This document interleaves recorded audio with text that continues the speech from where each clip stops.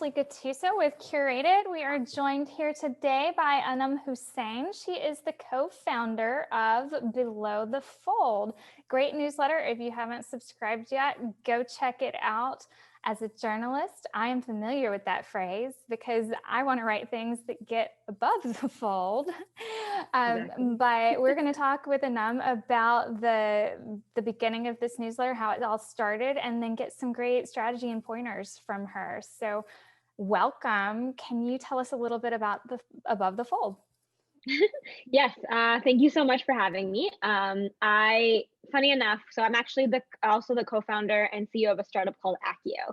Mm-hmm. And so Below the Fold really started as a content strategy for our startup, where we were like, how can we continue to engage with our users and like have content that they'll want to engage with? And so it started as something that we were like, we're just going to send to our users every week. Mm-hmm. So we made the landing page open, and we allowed anyone to subscribe just because we didn't have a large enough of an audience where we were worried about that. And we started to see our newsletter actually grow faster than the product itself. And so we decided to make it open for anyone. And it's now become its sort of own product under our product suite that we're really excited about, that we're really focused on, and that we think is really valuable. Because even what the premise of why we wanted it for our users is that the whole purpose of our startup Accio is that we help give you context to the news that you're reading. And we learned from our users that very often they were only seeing the same 5 or 6 headlines every week. And so how do you learn about everything else that's happening in the world? Well, insert Below the Fold, which, as Ashley made it seem, it's everything published below the fold of the newspaper, which now that we live in these digital screens, we're just scrolling through an infinite scroll of front page news. So our team does the work of digging up those important stories that would have been published on a physical paper on page 2, 3, 4, and serve them to you every week in your inbox. And now it's open for anyone to subscribe to. I love the branding on this. I feel like the owl is super cute. I love Accio. Now I have to ask, is that based on the Harry Potter spell?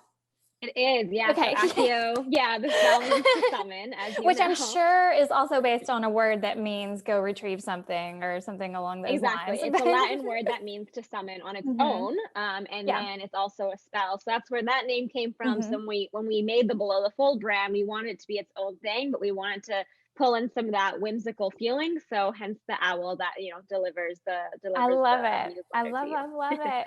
So what that does, just in case people are interested, is like at least the version I'm using is a Chrome extension that then if I am reading a news story, I can click that extension and see the history of stories about that same topic in like a nice little sidebar, so that I can go like, okay, if this is what's happening today around this topic, what was happening like a week ago or a year ago? And I think it's a really powerful tool for journalists who are trying to quickly spin up a timeline of giving context to a reader when they are writing a news story. But additionally, for any reader who is just like, hey, this is new, what's something like, what is QAnon?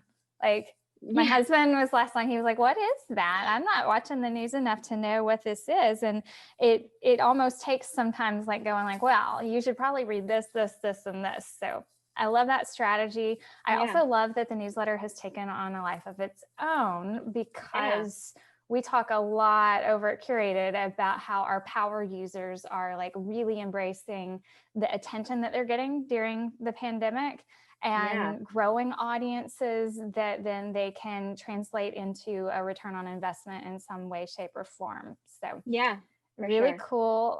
When did you launch? We launched in December of 2019. So coming close to a year. Great. Congratulations on your almost anniversary. Thank you. Are you doing anything to celebrate? It's a good question.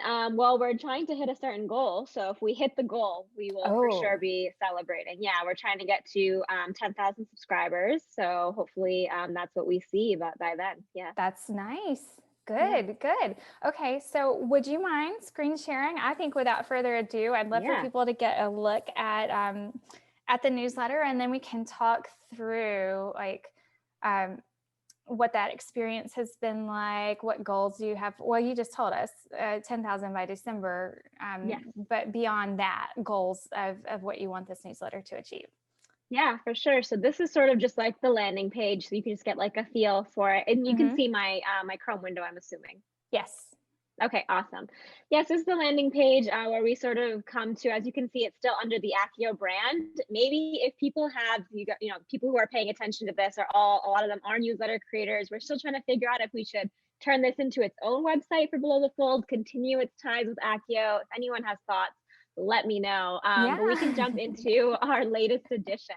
So we use HubSpot. I used to work at HubSpot, so I'm a Okay. huge fan, easy for me to use. So we use their email marketing platform. And so this is a preview of what the newsletter looks like. This is our latest edition. So our whole thing is we try to keep it simple, and our mission is to help expand what you're learning about and what you're reading about in the news. And so we dig up what are the important stories, again, that, like I said, that would have been published on Hmm. page 2 or 3. And that's what you end up seeing here. So we start with like a nice little um, intro that just sort of tells you what's going on in the day. Actually, I might open up the one from today because I got a text message about it, which I can share too. But the intro today was that the birds are singing a different tune as traffic and other noise pollution went away. White-crowned sparrows in the Bay Area had more to say, and researchers say their songs got sexier.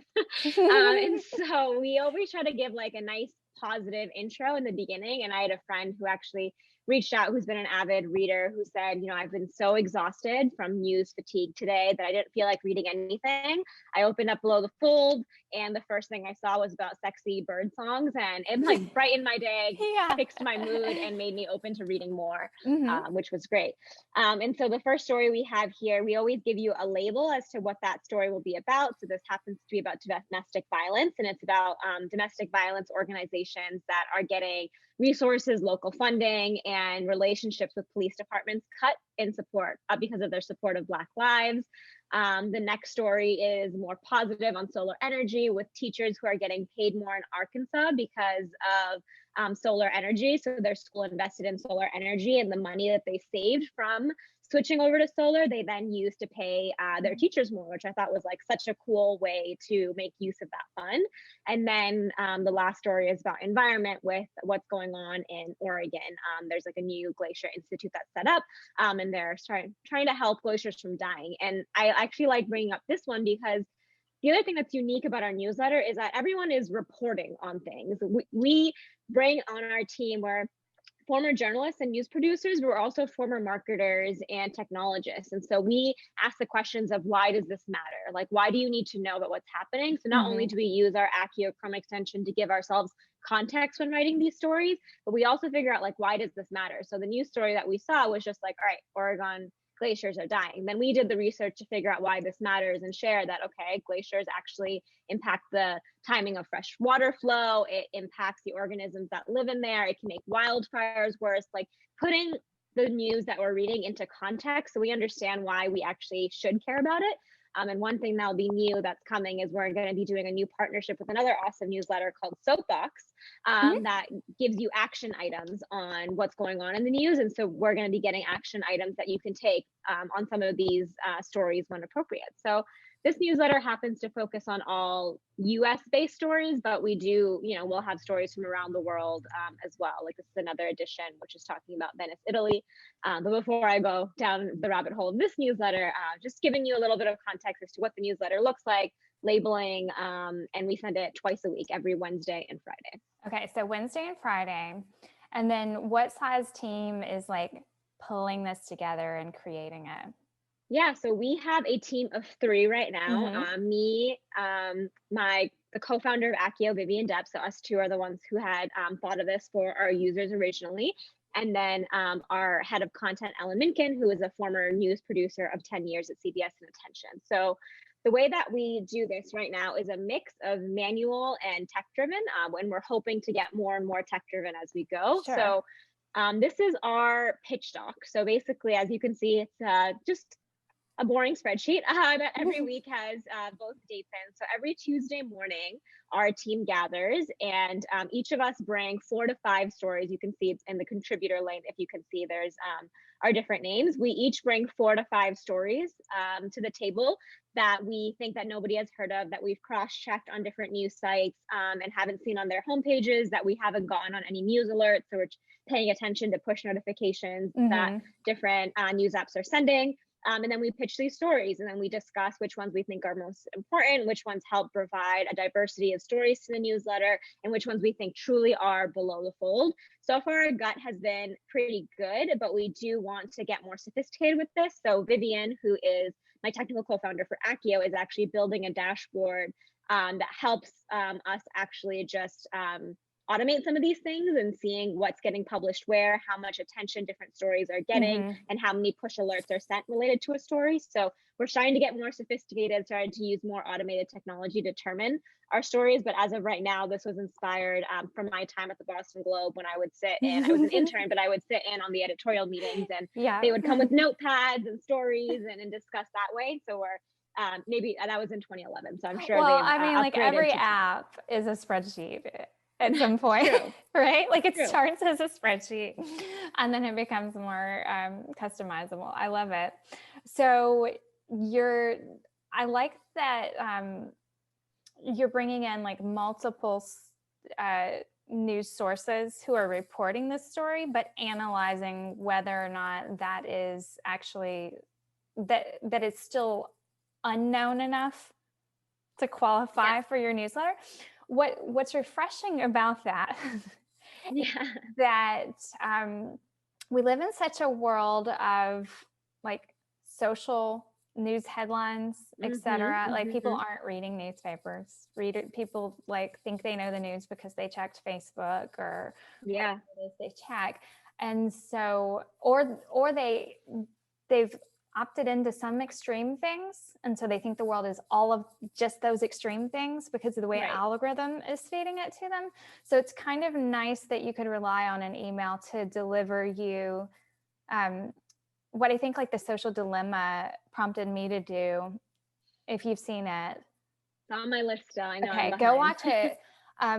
What it prompts you to do is like subscribe to things you don't believe, like that you don't necessarily align with or agree with, so that your worldview is not so governed by algorithm that you can't see an echo chamber. So I like that this has that. Now you are growing towards 10,000.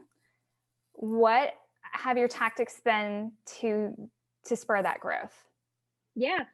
So our growth so far has been all organic. We're around 6,000 subscribers right now. And the way that we've done it is purely from reaching out to different sites that talk about newsletters. So we've done like a very placement strategy. And so we've reached out to different sites and essentially just either volunteered to write an article that's, you know, X newsletters to pay attention to in 2020. This was back in 2018, or and early this year, or we would find lists that already existed and pitch ourselves and reasons why we wanted to be included. And we were very successful in getting our first ones. We were featured on the Buffer blog, HubSpot blog, and on Inc. magazine.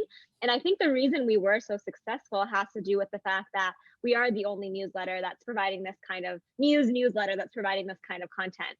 There's a lot of different newsletters that exist, and they have their niche in terms of how they're delivering the content or the voice through which they're delivering the content, but a lot of the content is still the same. And so a lot of the people who are subscribing to us, and you'll even see in one of the reviews here on our page, is people who are saying like, I was subscribed to like 10, 12 newsletters, and they're all sort of saying the same thing. And that's what we were getting a lot, is like all of my news feeds are all delivering the same 5 to 6 stories about what Trump's doing, what's going on with COVID, especially in the height of it. And like, I know there's other things that are happening in the world, but people don't have that time and energy to dig through. Like we spend that time going through news sites and like finding like what did they publish that's important that they like threw up on some random place on their site that's not getting the homepage tag or whatever it might be, and surfacing that. And so it was a unique newsletter that people were happy to include on their list because it was so different than what existed.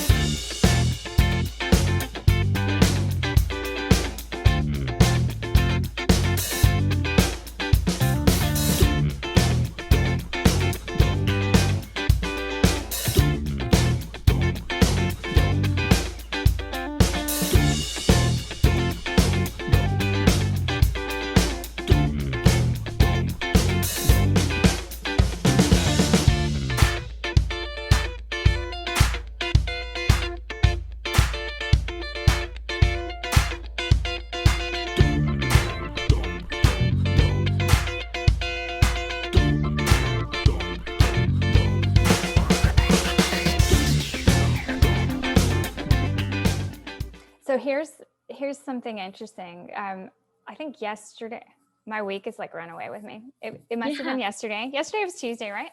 I think I curated a link to a story by a HubSpot employee, Marcus Andrews. I'm not sure. Maybe? It's a really big company now, but yeah. But he had written about, and it's great, about this idea of narrative, like changing the narrative in such a way. And it was about like SaaS releases or whatever, and how you're going to position your product.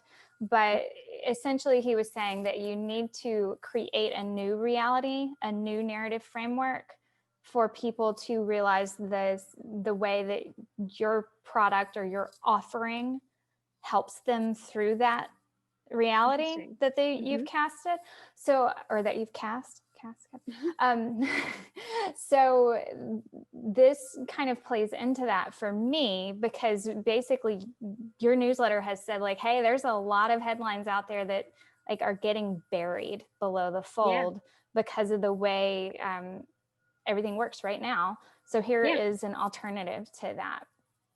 I like it. Yeah, exactly. And to your point too earlier about talking about what sources they come from. So as you saw in our spreadsheet, where like obviously we have one link for where we originally saw the story, but Ellen, who writes our newsletter, she then like goes deep into researching that subject. So you can see like this one is about toxic masculinity and how it's creating issues for coronavirus safety measures. And so she then will go and research that article, and we're not afraid to like, you know, look at source like a number of different sources to put that story together. So usually when you're reading a news story, you're reading it from one site. We're actually gathering what a bunch of different people have said on this so that we can give you the most context and help you understand what is happening in that story, which we think is really important versus just having one source, right? Is like actually doing our research and helping you understand what's being said.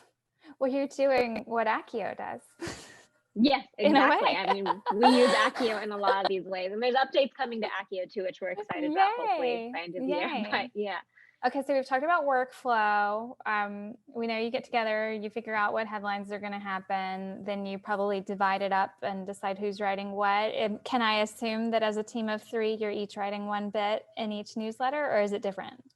It's actually different. So we have a really interesting team. So Ellen was the former news producer. I was the journalist turned content marketer. And then Vivian is a technologist who did all future of news stuff at the MIT Media Lab. And so we have like very different ways that we add value. So each of us pitches stories. Then Ellen does the first draft of writing the entire newsletter. It gets passed on to me to then bring in like some voice and content marketing type perspective to the newsletter. And then Vivian comes in and asks all the questions, seeing it fresh from there. That's like, okay, I don't understand what this means, or why is this connected to this, or how does this impact me here? And ask all the questions that usually when you're reading a news article, you're left being like, oh, like, I don't know why this matters, or how is this related to this? So Vivian goes through and asks all those questions and is hypercritical, and then we clean up the draft, me and Ellen together, and get it ready for publishing. So we kind of each take on a different piece of ownership, so that we can bring those fresh perspectives and have a new set of eyeballs on every new version of it written. So are you doing that like with the project management type system that's showing you the steps that have been completed and doing it like in a Google Doc or something? Yeah, we're just doing it in a Google Doc, and then we have a channel in our Slack where we just let people know, like, all right, passed off to Anum, passed off to Vivian, passed back to Ellen. Got it. And so like what advice do you give to other companies, especially I think you could give good advice to startups because you're seeing more growth in your newsletter than you might have expected, or it's like jumping higher than you expected. So then does that bring attention? Is this a strategy that brings attention? Because it brought me to it. Like I didn't know about Accio until I somehow got into the newsletter. So has that worked? Can you share any stories about like that strategy in play and what you've seen from it? Yeah, completely. So I actually think like especially particularly for female founders and minority founders, like it is a very difficult landscape raising money. Like venture capital is a very difficult thing to do, and we've had success and we've had failures, and by no means have we like, been like the champion example to look at, but I have seen how difficult it is, and I have watched my other female founder friends go through every loophole, whatever it might be. And like this year alone, like we've seen, there was a report that came out that showed that this year was the least amount that the fewest number of investments in female founders in 3 years, despite the number of investments being exactly the same. Like, and that's like less than 2%, right, of all venture capital funding. So in short, it sucks to raise money as a female founder. It's very, very difficult. And so what I'm seeing a lot of female founder friends do is think of other creative ways that they can grow their business without having to turn to venture capital. And so that's sort of that we're taking with this content strategy, is if we can grow ourselves through the newsletter, we can then funnel that growth into our tech business and like own every piece of what we're doing, which is definitely something difficult. It's not easy either, but it's something that I'm also inspired from my time at HubSpot, because when I was at HubSpot, the main way that we grew was through being one of the first marketing blogs that existed on the internet. And that was something that was really unique. And a lot of people knew us as a marketing blog before they knew us ever as a tech company. And that was like a challenge that we faced later in life and overcame. But in those first few years, the blog really helped grow us. Starting a blog now is like there's so much on the internet that growing a blog is like a difficult thing. We have a blog that we use for its SEO benefits, but by no means do we expect it to be the like, premier blog that everyone comes to pay attention to. But we've seen that our newsletter can be that for us. Our newsletter can be that content strategy that helps us like grow faster into the world, build credibility, and get them to our other offerings. And so that's something that we've definitely been excited about. Okay, so when you say you've grown by word of mouth and organically, does that mean that you're using social media to distribute? Like how does the digital word of mouth happen typically? Yeah, so at first we were doing all of our social media for Below the Fold under Accio, which got like a little messy because I think it was a little confusing. So we actually just recently started, so we're pretty small right now. We recently started our Instagram for Below the Fold, specifically Below the Fold News. And so that has actually been helping us grow a decent amount because we're posting reviews and we're also using IGTV to our benefit. So we'll take a story that exists in our newsletter and turn it into like an attention style story on our Instagram page. And so now we pick one story from the newsletter every week that we'll put on our Instagram, and that's been allowing us to grow in a new way as well. So just kind of repurposing that same content and making more out of it. So if you're a subscriber, you're the first to see these stories, you're seeing the entire newsletter, but our social media followers will get like a little bit more context on one of the stories every week through us building these sort of IGTV stories. So that's been another way that we've been able to grow. Anything that has a Gilmore Girls picture in the first third of it is going to get my attention.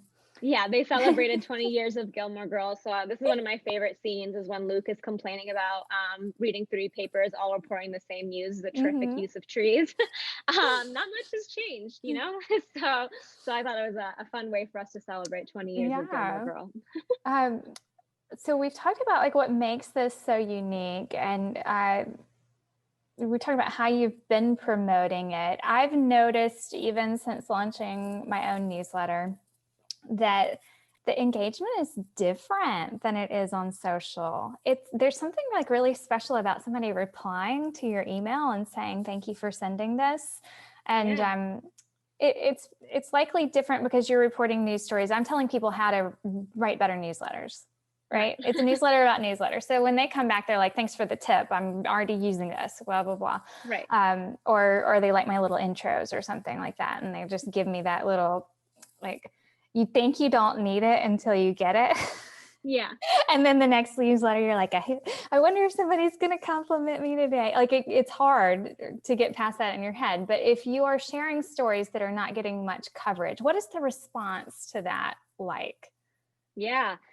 we've definitely, like, for stories that don't get much coverage, like, we get definitely he'll be like, wow, like, I had no idea this was happening. And we'll see it like when people tag us on social too. Like they'll take a screenshot of the newsletter on their phone and tag and be like, oh my God, like, did people in Colorado know this was happening? Or and so that oftentimes people just being really refreshed that they're hearing about things they didn't know. Because like I said, like, some of our most popular newsletters early on actually were us being like, this week in non-impeachment news, right? In a week where the only headline you saw all week was about Trump's impeachment, or like this, Right. like the first couple of weeks of COVID, we were like, this week in non-COVID news, because people were like fatigued. And we actually ran a campaign for Mental Health Awareness Month called News Wellness, which was all about like the fact that there is a lot of news fatigue that exists, and so how can we better like improve ourselves? And so that's one thing as a part of our mission that we're a big champion of, is this concept of news wellness. And you'll see it sprinkled in through our social channels, and we'll do another campaign again in 2021. But we brought people together and talked about what news fatigue is like, and how do we actually take control of our news diet so that we are learning, expanding our worldviews, but also not taking like a mental toll on ourselves that can be harmful. Right. Right. I think there's something very nice about a newsletter that it lands in your email, and it's there until you do something to it. So you don't have this overwhelming feeling like I've missed a thing. Yes. Like, granted, email can pile up and cause its own anxiety. I get that. But there's something nice about not like going like, well, there's this unending scroll I could be doing on social where if I don't continue it, I might miss something important. I love the finality of like, this is what we chose to curate and package and send to you, and it's digestible, but it's not like anxiety causing, unless the story in itself should be recent. Which sometimes can happen, but that's I think that's why what makes Vivian our superpower, because she's asking all those questions that when you open up an article you're reading, and if there's something that like you don't know or still unknown, it makes you feel uneasy. You're walking away still not understanding what's happening. And so that's the beauty of our superpower, Vivian. Like, she asks literally every question that even I don't think of, or Ellen doesn't think of. And that helps us be like, make sure that we explain everything. So when you read the story, you really do feel like you've checked it off your list. You don't have to go research it or ask friends about it or feel like you have to wait for the next news update. Like, you've gotten everything that you need to encompass the story, and now you can move on with your life versus reading an article and feeling overwhelmed that you still don't know what's going on. I love that you just like gave meaning to the power of a really good editor. Yes, for sure. Yes. It's a tough gig to get in the head of someone and to think about how they, coming to this never having read it before, will perceive it and what questions they will have. So kudos to your team for realizing the strength of Sometimes that. we have to reel her back. We're like, I don't think anyone is going to ask that, but it's good to get more questions than less. Excellent. Well, is there any advice? We can stop the screen share and just have you kind of talk straight to the people who are going to be watching this. Any advice that you will give or would give, edit myself, to someone who is considering launching a newsletter, especially if they're in kind of that range that you're in, which is startup, you need an audience, it might be smarter to have that audience pay for the thing you are creating versus getting funding. So in that special, unique place, what advice would you give for others who are like you? Well, we could do a blog, but it's going to get lost in the ether of Google, who's going to change their algorithm in 5 minutes and decide that we're not going to rank anyway. So what advice would you give those people? Yeah, so I think with newsletters, there's still so much opportunity in them. I know everyone's like re-excited about them because of Substack, but I think there was excitement way before that. When I was at HubSpot in 2012, like email marketing was all the rage and what we wrote about the most, right? So email has been consistent over the years. I think the way that you can actually get interest is like, one is think through There's two things actually that I think are really important. One is like, is the content you're sending truly unique? Because if you're sending, the same thing as everyone else, and that's one thing to think about. Or are you sending the same thing but in an easier to digest way and a better to get way? Like, Morning Brew is like one newsletter that we've seen grow really well, and they weren't necessarily talking about things that weren't being talked about, but they talked about it in a way that made it really easy to understand, to approach, and even fun, right? So think through like, what is the niche for your newsletter? The two, and this is particular to startups, I've talked to a few where when I'm getting there, who reach out for advice, and I'm kind of confused as to if this newsletter is their brand or their startup's brand. And I think we're seeing newsletters that are from individuals, and we're seeing newsletters that are from companies. But if you're in this like kind of middle ground, it can get confusing. Like, you have to sort of decide, like, am I doing this for my personal brand and growth, or am I doing this for my startup? Like in our case, we're doing it for our startup. So when you come, obviously on our Instagram, you'll see faces, but the newsletter is from the below the fold team. It's not from, like, this is Anum Hussain's newsletter. So I think you kind of have to like decide which camp you want to be in, to sort of help like grow in that way, because it'll make it easier for you to pitch to placements and like places that you want to be. A lot of newsletters will do a lot of the lists that we're on are like newsletters, other newsletters on there are all from companies versus individuals. And so that just kind of helps you then determine, like, am I going to pitch myself for like the class of like, okay, here are the 10 people that you need to follow their newsletters, or am I going to be in the camp of these are the 10 newsletters by these companies I want to follow? True. So there's just some like things I think that are important to think through. And it doesn't mean like you can't be signed off by you if it's your company one or whatever it might be, but just how you're branding, packaging, and pitching it, I think. Well, I think it matters if you want somebody to be the face of the brand, for that moment in time, and what the value of that might be versus not. We think a lot about how like LinkedIn favors personal accounts over branded accounts. For sure. And so I think this will be interesting to see everything play out. One thing that I am like, what this conversation is about is because I am with Curated, director of marketing.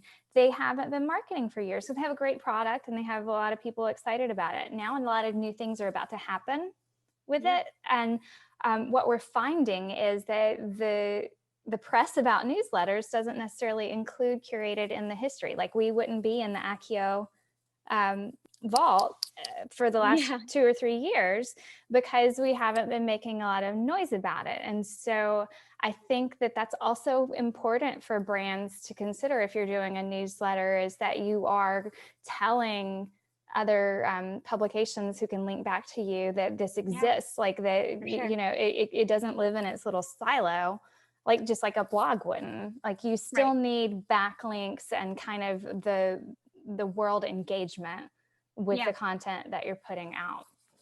One of the great pieces of advice that I got from one of the founders of Robin Hood Snacks was like, just be consistent. Like, whatever you decide, if you're going to start a newsletter, whether it's once a week, once a month, whatever it is, like, you need to pick that cadence and always hit it. And if you don't feel like you're ready to hit that cadence, then it's not worth random time here and there, because your open rates and your engagement is just going to be going like all over the place because you're not actually retaining people. And so that was one thing that he had like really emphasized in us, is just like, make sure you stay consistent. Yeah. Well, if you think about it, like, you're hurting your credibility before you've even established it, because you have said like, I am this weekly or whatever you're going to be. And then the second you don't hit that deadline, you have taken someone's expectation of you and shown them that you're not always going to hit that deadline. And especially if your newsletter is associated with a brand, then that kind of reflects onto it. Yeah. So. And the other thing I'd add there too is one thing that we didn't think about or care about in the beginning was the design of our newsletter. So it looks very different than it does now, but I think that really benefited us because people who are subscribing early were subscribing because of the content. We didn't focus on like the look, and even though our look and design is very simple, we didn't focus on any of that until like maybe like month 5 of the newsletter. And so anyone who was subscribing, they were purely subscribing for the content, not because of how it looked or even what the tone was. Like, we had like not any voice really, it was just the content. It's an evolving thing. I love that. Sure. That's a little bit harder to do with a blog, I guess. Well, Yes. put out a website and then you kind of start tweaking the design to it, but that almost looks like a rebrand. Yeah. Whereas like if it's still delivering to my inbox under the same name or company name, I'm going to open it and go, oh, that looks different, but still open it kind of thing. Yeah, for sure. Interesting. So any other advice for newsletter creators, established or new? Yeah, I mean, I think that like the design part was like an interesting part for us. The other advice that we got from one of the founders of Robinson Snacks that we used in updating our design was to get feedback from your readers based on the look, the feel, their understanding, things like that, versus asking them what should be in it. Because our default, and this is true of all marketing surveys too, so is like our default is if we were to ask our readers what they wanted to read about, they're gonna give recommendations based on what they know, and what they know is based on what's already out there, right? And so if you have your own niche, like you need to have the belief and trust in your own gut that I figured out what my niche is, but I can let my subscribers help guide like the cadence, the look, the feel, the way that it's communicated, but not what the content itself will be. And I think sometimes people like do that where they're like, what else would you like to see in the newsletter? And they start hearing the same things that exist in other newsletters, and pretty soon your newsletter looks like every other one, right? Because you're relying on feedback that is based off of what people have seen versus what they haven't seen. So that reminds me to ask, and then we'll cut ourselves off. What are you looking at analytics wise to kind of measure? I would assume open rates, and I would assume that because this newsletter is the news that people need to read it is in the newsletter versus like you don't have to click on that link to go read. So I'm assuming that click rate is not significantly important to you. Is it time on page? Are you using that metric, or do you have that account? Yeah, level? so we look at two things. Yeah, no, we look at two things. You're right. Click-through rate matters less to us, which is actually why when you look at our stories, we don't hyperlink throughout. We just give the sources at the end, because if you want to go and explore the research, you can. But the main idea is for you to actually just like get what you need right there.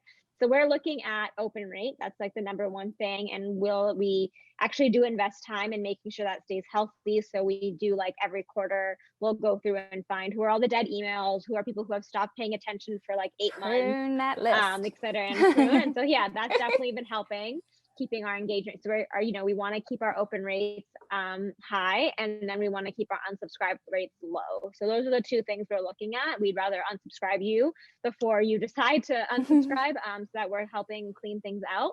And then we're also looking at HubSpot, email marketing. I'm sure other services do this. They'll let you know like the percentage of people who read the entire newsletter based on scroll and time on newsletter versus the little skimmed tracking versus glance. pixel. Yeah, exactly. So we look at that too. We want fully read to always be about 50%, which has been the case so far. We're fine with some people skimming and glancing, but we don't want that to be the majority, of course. Right. If you notice that it's just getting opened but not read, then you've got some rethinking to do. Exactly. I like that. Excellent. Well, thank you so very much for joining us today. This will appear on YouTube first, and then there may be a podcast iteration if we can get our heads wrapped around pumping it out in just audio. And what I'll do is send people to your Accio newsletter, sign up for Below the Fold. Belowthefold.email. Belowthefold.email. Everybody, if you hear that, go there immediately. If not, go down in the YouTube comments, and also post questions that you may have. And we'll try to get Anum your questions if you have them for her. If you have some for Curated, we'll be happy to answer for you there. Thank you so very much. It was a pleasure. Yeah. Thank you for having me.